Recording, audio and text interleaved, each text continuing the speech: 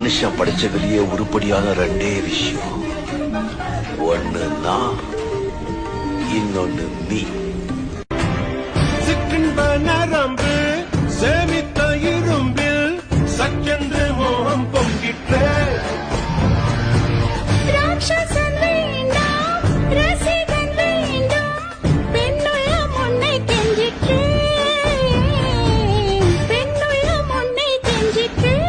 நான் மனிதன் அல்ல, அக்கிணையின் அரசன் நான்.